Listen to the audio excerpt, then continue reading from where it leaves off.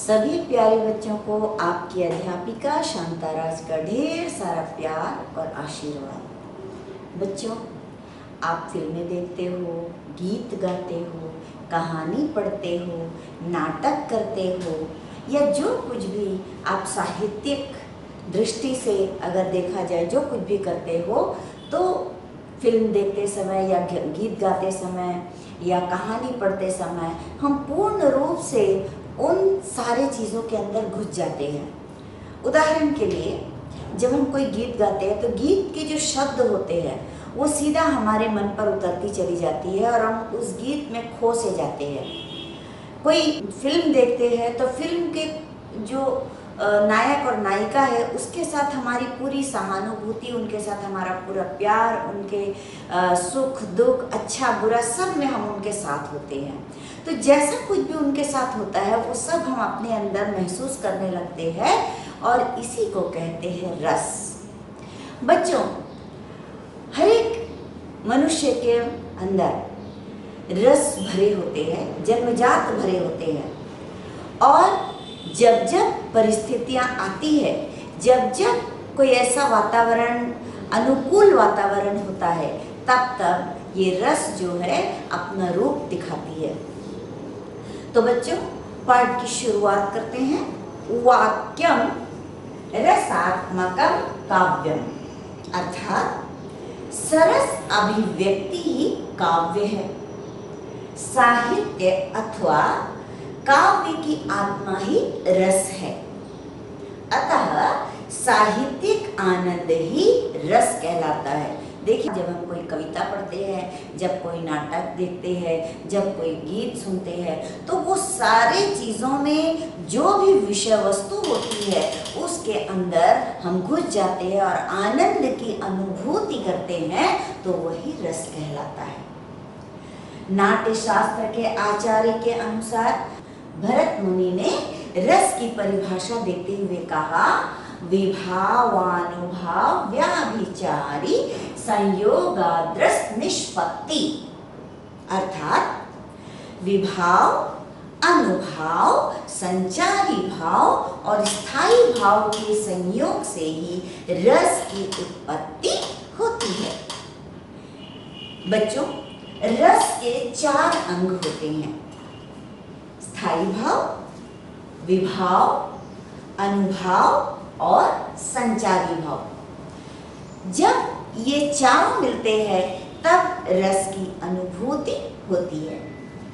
हम स्थायी भाव की जब बात करेंगे, प्रत्येक मनुष्य के मन में 9 स्थायी भाव विद्यमान रहते हैं जो सुषुप्त अवस्था में रहते हैं। जैसे ही इनके सम्मुख रस की अन्य सामग्री प्रकट होती है, वैसे ही ये क्रियाशील होने लगते हैं। उदाहरण के लिए, जैसे कि मैंने बताया कि इंसान के अंदर जो है रस भरा होता है। हम यदि कोई दृश्य ऐसा देखते हैं जिसमें एक आदमी बहुत चोट खा के क्षत विक्षत हालत में पड़ा रहता है, तो हमको उनको देखकर दया आती है, यानी शोक होता है। यहाँ करुण रस की उत्पत्ति होती है। जब कोई प्रेमी प्रेमिका आपस में मिलते हैं, उनका वार्तालाप होता है, वो एक दूसरे को देखते हैं, तो उनके देखने के अंदाज में हम जब उनको देखते हैं तो वहाँ पे हम जानते हैं कि वहाँ श्रृंगार रस यानी प्रेम है, तो श्रृंगार रस की उत्पत्ति होती है। ठीक वैसे ही एक माँ अपने प्रेम भरी नज़रों से अपने बच्चों को जब देखती है तो वहाँ वात्सल्य रस की उत्पत्ति होती है। ठीक वैसे ही जब हम किसी घृणित चीज़ को देख लेते हैं, यानी कोई गंदा चीज़ को देख लेते हैं, तो हमारा मुंह बन जाता है, हम उसे घिन्न करने लगते हैं, तब विभत्स रस की उत्पत्ति होती है। और बच्चों, जब कभी कुछ आश्चर्यजनक चीज़ हम देख लेते हैं, जैसे मान लीजिए हमने जब एक बहुत बड़ा प्लेन हमारे यहाँ उतरता है तो हम लोग अद्भुत नज़र से देखते हैं कि बाप रे इतना बड़ा प्लेन, तो वहाँ आश्चर्य रस यानी आश्चर्य होता है, तो वहाँ होता है अद्भुत रस। विस्मय की बात होती है तो अद्भुत रस। उसी तरह जब हम भगवान की पूजा में लीन रहते हैं, हम एकदम दीन दुनिया से दूर हो जाते हैं और हमारा मन भगवान में एकाग्र हो जाता है, तब शांत रस की अनुभूति होती है। वैसे ही जब हम किसी मोटे से गोल गोल इंसान को देखते हैं जो बड़े अजीब ढंग से चल चल कर आता है तो हम हंसते हैं ना, तो तब हास्य रस की उत्पत्ति होती है। उसी तरह जब इंसान क्रोध में आ जाता है, क्रोध से तात्पर्य जब हमें बहुत गुस्सा आता है। अब आप एक उदाहरण ले सकते हो, जैसे ही श्री रामचंद्र जी के द्वारा धनुष टूटा और परशुराम जी को बहुत क्रोध आया और वो आ गए युद्ध करने के लिए, तो वहां क्या हुआ? कौन सा रस उत्पन्न हुआ? रौद्र रस। तो इस तरह से बच्चों हम देखते हैं कि हर जगह जो रस है वो अपना असर दिखाता है जो मनुष्य के भीतर छिपा रहता है। उत्साह यानी वीर रस, जब वीर रस होते हैं तो हमारे अंदर उत्साह भर जाता है। जैसे कि मैंने आपको पहले भी एक कविता में बताई थी, वह खून का वो किस्मत लपका जिसमें उबाल का नाम नहीं। अर्थात देश प्रेम इतना कूट कूट के भरा है, देश के लिए अभी अपने आप को मर मिटाने के लिए तैयार है। यहाँ वीर रस की उत्पत्ति होती है। आप झांसी की रानी को याद कर सकते हो, आप भगत सिंह को याद कर सकते हो, आप चंद्रशेखर आजाद को याद कर सकते हो। उनका उत्साह बनते नहीं बनता था जब देश को आजाद करने की बात थी। बच्चों, वैसे तो साहित्य में 9 रस है, लेकिन कुछ विद्वानों ने अभी कहा है कि वात्सल्य रस जो है 10वां रस है और भक्ति रस 11वां रस है, जो मैं आपको बाद में पढ़ाऊंगी। बच्चों, जैसे कि मैंने कहा कि रस के 4 अंग होते हैं। स्थायी भाव भी हमने देखा। अब हम उसका दूसरा अंग देखते हैं, विभाव, जिसके कारण स्थायी भाव जागृत होता है।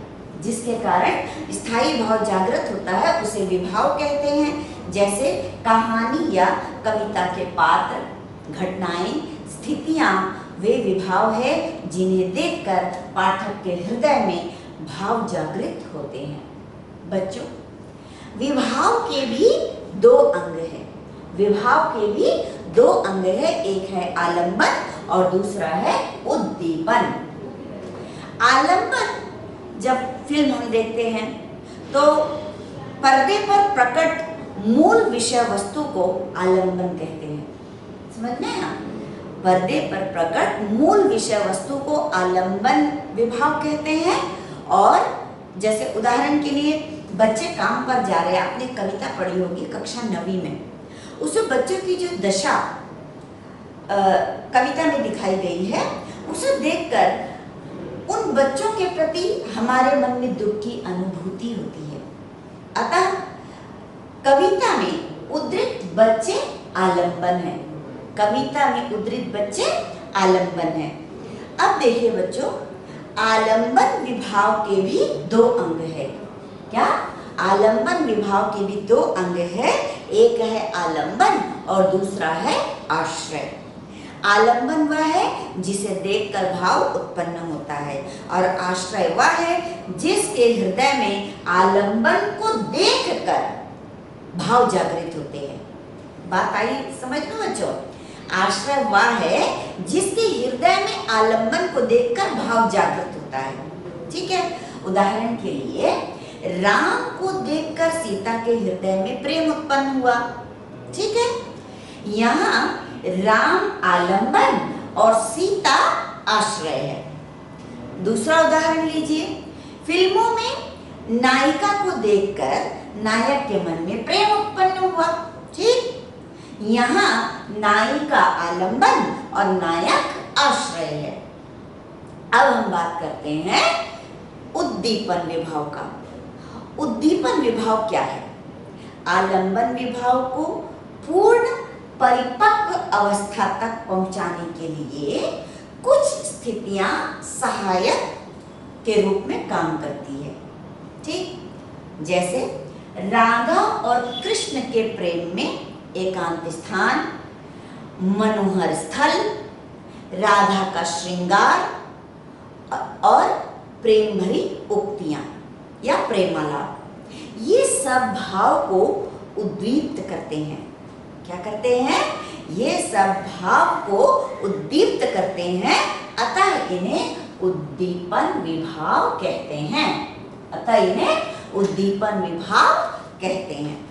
बच्चों, अब चलते हैं कि अनुभाव क्या होता है।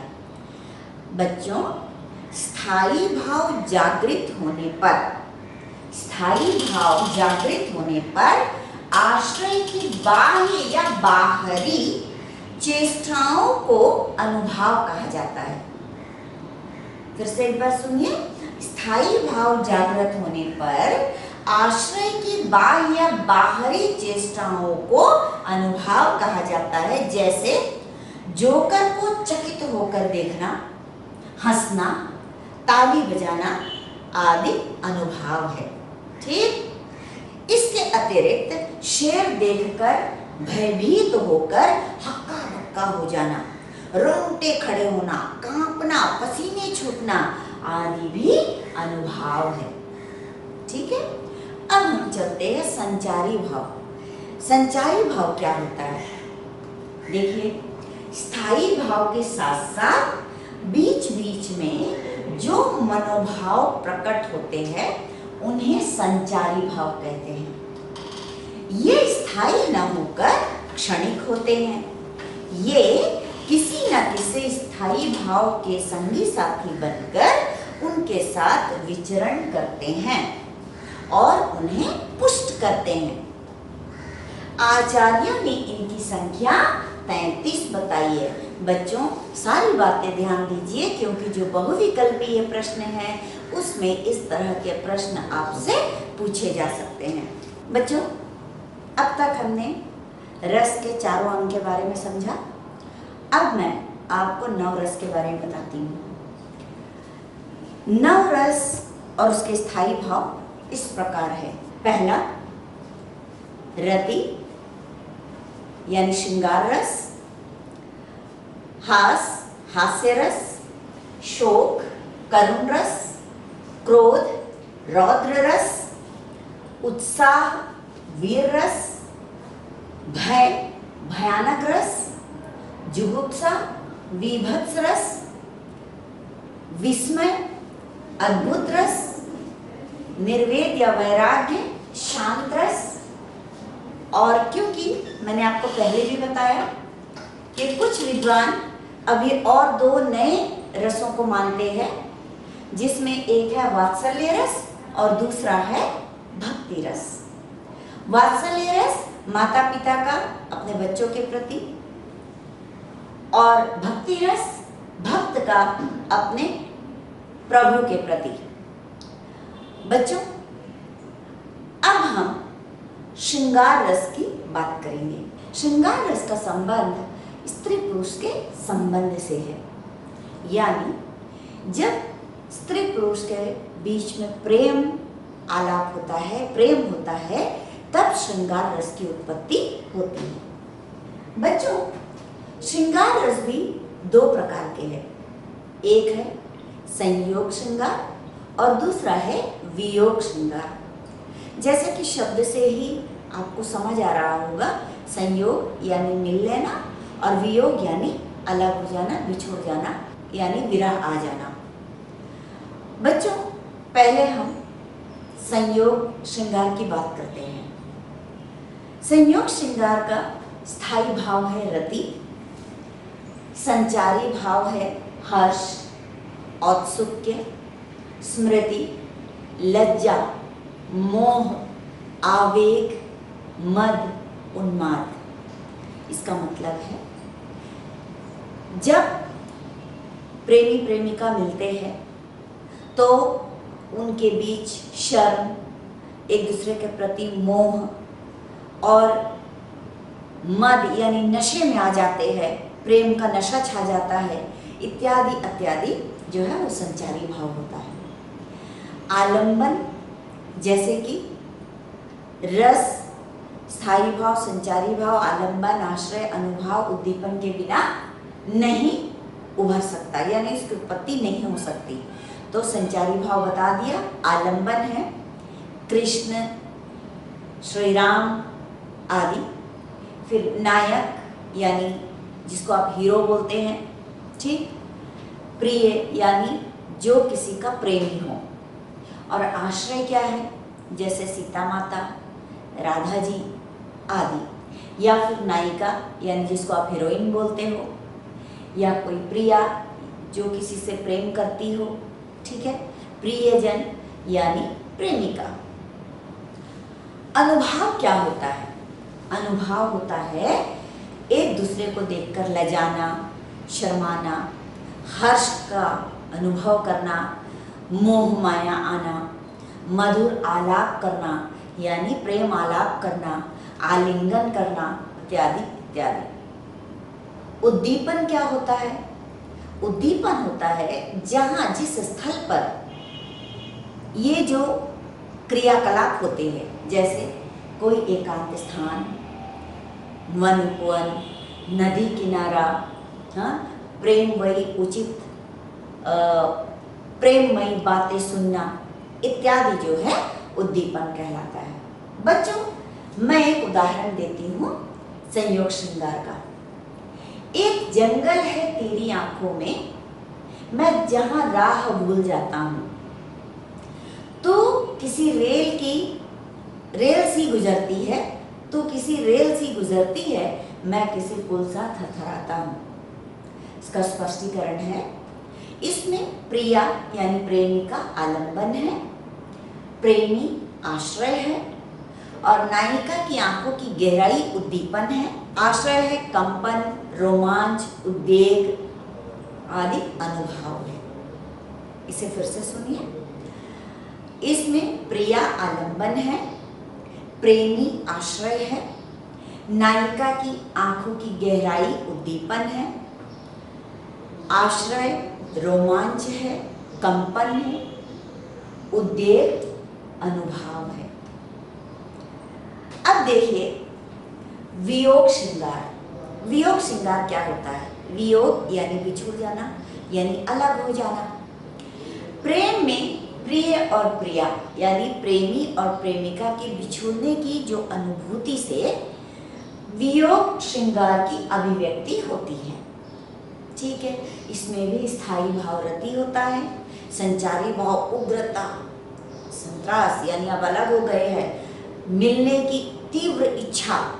ठीक, आलंबन उसमें प्रिय यानी श्री कृष्ण होगा, श्री राम होंगे। श्री कृष्ण के वियोग तो आप पढ़े हो ना, राधा कृष्ण का वियोग। उसके बाद आश्रय गोपियाँ, उसके बाद अनुभाव कौन है, क्या है? अश्रु यानी प्रेमी प्रेमिका एक दूसरे से बिछुड़ गए हैं, अलग हो गए हैं, तो आंसू यानी आंसू क्या है? यहाँ अनुभाव है। और उद्दीपन क्या है? पावस ऋतु, मथुरा की स्मृतियाँ। जब हम श्री कृष्ण की बात करेंगे तो मथुरा में बिताए हुए उनके मधुर वो पल, वो यादें। ठीक, अब हम एक उदाहरण लेते हैं। निसी दिन बरसत नैन हमारे, सदा रहती पावस ऋतु हम पे, जपते श्याम सिधारे। अब हम चलते हैं बच्चों वीर रस की ओर। वीर रस कब होता है? जब वीरता की बात होती है, जब मन में उत्साह होता है, देश के लिए मन मिटने की भावना आती है, तब वीर रस की उत्पत्ति होती है। वीर रस का जो स्थायी भाव है वो है उत्साह, आलंबन, शत्रु, दीन, संघर्ष। आश्रय है नायक, उत्साही व्यक्ति या कवि, क्योंकि कवि भी उत्साहित होकर देशभक्ति की कविता लिखता है। ठीक है। उद्दीपन क्या है? सेना, युद्ध का कोलाहल, शत्रु की हरकतें और रण के वाद्य यानी रणभूमि से जो भयंकर आवाज आती है वो उसका उद्दीपन है। अनुभाव क्या है? गर्वपूर्ण वचन, भुजाएं फड़काना और आक्रमण का संदेश। संचारी भाव क्या है? उसमें गर्व, हर्ष, रोमांच, आवेग आदि। बच्चों वीर रस के भी 4 भेद होते हैं। पहला युद्धवीर, दूसरा है दानवीर, तीसरा है दयावीर और चौथा है धर्मवीर। सबके जो युद्ध से आप जानते हो, युद्ध में वीरता, दान यानी दान में वीरता, दया यानी जो दया करता उसमें वीरता, जो धर्म में वीरता, यानी हर चीज में जब वो उत्साहित हो जाता है, दया की बात हो, दान की बात हो, धर्म की बात हो, युद्ध की बात हो, जब इंसान बहुत उत्साहित हो जाता है तो वीर रस की उत्पत्ति होती है। वीर रस की सर्वोत्तम अभिव्यक्ति युद्ध वीर रूप में होती है। उसमें उत्साह का पूरा सौंदर्य उभर कर सामने आता है। जैसे मैं एक उदाहरण लेती हूँ। तनकर भाला यूं बोल उठा, राणा मुझको विश्राम न दे, मुझको बैरी से हृदय क्षोभ, तू तनिक मुझे आराम न दे। इसका स्पष्टीकरण है, युद्ध भूमि में वैरी की उपस्थिति आलंबन है। राणा प्रताप का हृदय आश्रय है, भाले का तनना और उत्तेजपूर्ण वचन कहना अनुभाव है, उत्सुकता, उग्रता, चपलता संचारी भाव है। चलिए बच्चों, अब हम करुण रस की तरफ चलते हैं।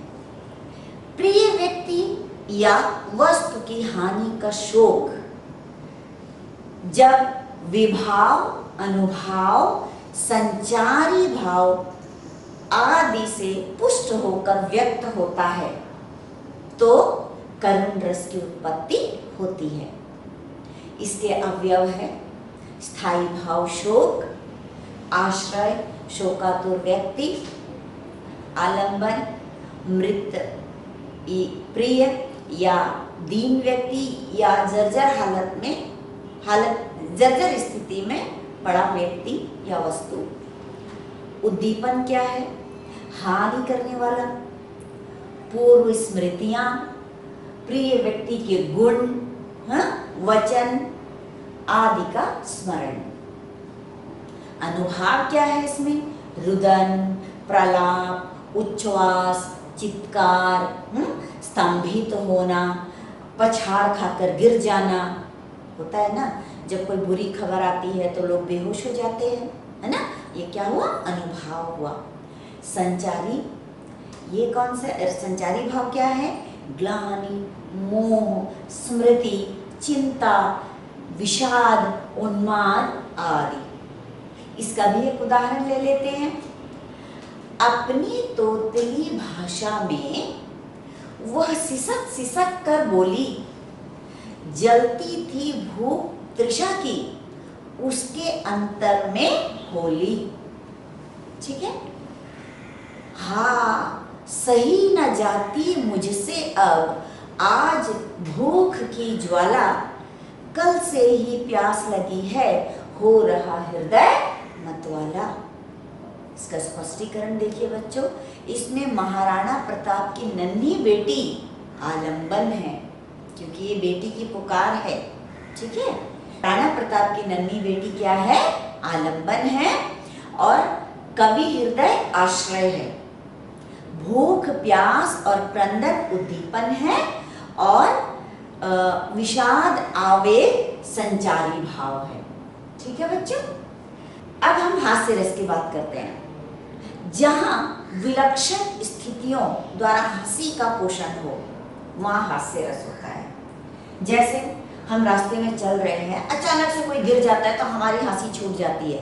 हालांकि हम उनकी सेवा शुश्रूषा के लिए भागते हैं, लेकिन पहले हंसते हैं, हंसी बहुत आती है, या उसके बाद ही हंसते हैं। यानी जब हंसी का फव्वारा छूटता है, जहां हंसने की कोई ऐसा दृश्य आ जाता है तो हास्य रस की उत्पत्ति होती है। इसके अवयव है स्थायी भाव, हास, आलंबन है, विचित्र स्थिति, आकृति, वेशभूषा, मूर्खतापूर्ण कार्य। आश्रय क्या है? हंसने वाला पात्र और दर्शक। उद्दीपन क्या है? हास्यास्पद उक्तियां, चेष्टाएं, स्थितियां। और अनुभाव क्या है? पेट का हिलना, दांतों का निकलना, चेहरे का खिलना और आंख मींचना। ठीक है? और संचारी भाव क्या है? हर्ष, चपलता, उत्सुकता और मति। बच्चों, इसको देख के जरा सा मैं समझाऊंगी। कोई जोकर को देखते हैं तो हंसी आती है, ठीक है?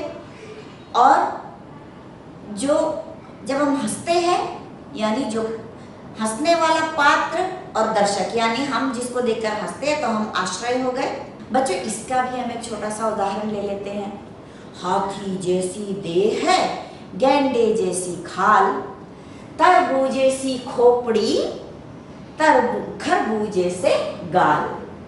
हाथी जैसी देह है, गेंडे जैसी खाल, तरबूजे सी खोपड़ी, खरबूजे से गाल। तो इसका स्पष्टीकरण क्या है? मोटापा आलंबन है और आकार का फैलाव उद्दीपन है। हम चलते हैं रौद्र रस, यानी गुस्सा, क्रोध करना। जहां क्रोध और प्रतिशोध का भाव विविध अनुभावों, विभावों और संचारियों के योग से परिपुष्ट होता है, तब रौद्र रस की अभिव्यक्ति होती है। जहां क्रोध और प्रतिशोध का भाव विविध अनुभावों, विभावों और संचारियों के योग से परिपुष्ट होता है, तब रौद्र रस की उत्पत्ति होती है। इसके अवयव है स्थायी भाव। देखिए, क्रोध, आश्रय, क्रोधित व्यक्ति, ठीक है, आलंबन, अपराधी या दुष्ट, विरोधी, उद्दीपन है इसका विरोधी के कटु वचन, अपमान या विरोधी कार्य। अनुभाव है इसका भौं खींचना, आंखें लाल होना, होठ चबाना, ललकारना, शस्त्र उठाना और कठोर भाषण, कंपन देना और स्वेद आदि। इसका संचारी है उग्रता, गर्व, चपलता, श्रम, आवेग आदि। अब हम चलते हैं अगले रस पे। बच्चों, रौद्र रस का उदाहरण के लिए हम जब अपनी कविता राम लक्ष्मण परशुराम संवाद जब पढ़ेंगे तो उसमें हम देखेंगे कि किस तरह से ऋषि परशुराम जो है धनुष के टूटने के बाद आते और किस तरह से क्रोधित अवस्था में वो आकर पूरे दरबार में किस तरह से अपना क्रोध प्रकट करते हैं। बच्चों, मैं आपको रौद्र रस का एक उदाहरण देती हूँ। एक दिन न्यूयॉर्क भी मेरी तरह हो जाएगा, जिसने मिटाया है मुझे वह भी मिटाया जाएगा। आज 2.5 लाख में कोई नहीं जीवित बचा, एक दिन न्यूयॉर्क में कोई नहीं बच पाएगा। इसका स्पष्टीकरण देखिए बच्चों।